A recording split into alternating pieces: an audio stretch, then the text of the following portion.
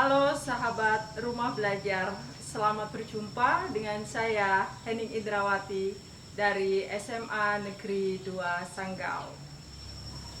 Pada kesempatan ini, sahabat rumah belajar, kita akan bersama-sama mempelajari hidrolisis yang merupakan materi kimia SMA kelas 11. Setelah kegiatan ini, diharapkan sahabat rumah belajar dapat pertama, mengidentifikasi garam berdasarkan sifat asal asam basanya.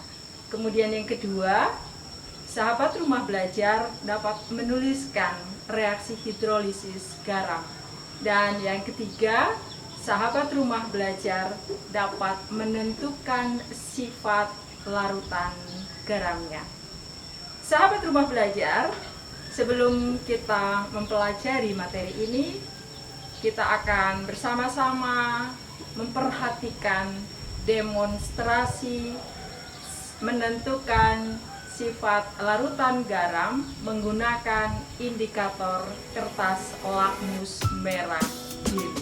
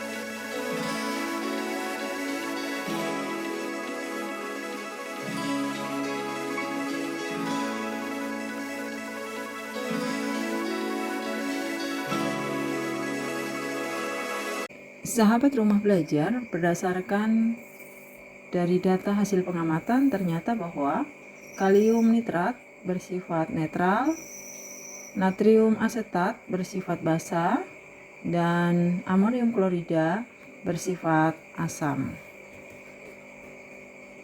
Kemudian kalau kita analisis dari ketiga garam tadi, ternyata KNO3 yang bersifat netral berasal dari asam kuat dan basa kuat.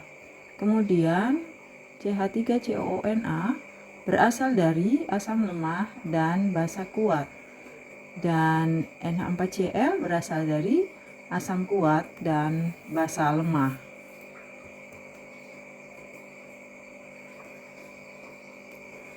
Kemudian dari situ kita bisa golongkan beberapa jenis garam. Yang pertama, garam berasal dari asam kuat dan basa kuat. Contohnya adalah kalium nitrat. Kalau diionisasikan menghasilkan K positif dan NO3 negatif.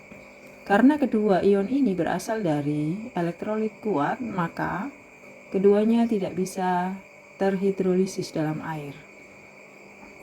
Karena tidak terhidrolisis, maka ion H positif dan OH negatifnya dalam larutan tidak bertambah, sehingga larutan bersifat netral. Kemudian jenis garam yang kedua adalah garam berasal dari asam lemah dan basa kuat.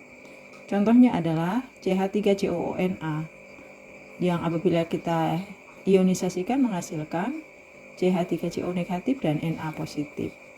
Kationnya tidak bisa terhidrolisis, sedangkan anionnya terhidrolisis menghasilkan CH3COOH dan ion OH negatif. Garam ini terhidrolisis sebagian dalam air atau sering disebut dengan hidrolisis parsial. Karena ion OH negatifnya bertambah, maka larutan bersifat basa. Jenis garam yang ketiga yaitu garam berasal dari asam kuat dan basa lemah. Contohnya NH4Cl. Jika diionisasikan menghasilkan NH4 positif dan Cl negatif. Untuk anionnya tidak terhidrolisis dalam air, kemudian kationnya terhidrolisis menghasilkan NH4 positif. NH4OH dan H positif. Garam ini juga terhidrolisis dalam air sebagian atau parsial. Karena ion H positifnya dalam larutan bertambah, maka larutan bersifat asam. Dan jenis garam yang keempat adalah garam berasal dari asam lemah dan basa lemah. Contohnya CH3COONH4. Baik anion maupun kationnya terhidrolisis dalam air dan masing-masingnya menghasilkan ion OH negatif dan H positif. Karena keduanya terhidrolisis maka disebut dengan hidrolisis sempurna atau hidrolisis total. Dan ternyata dari hidrolisis itu dihasilkan ion OH negatif dan H positif.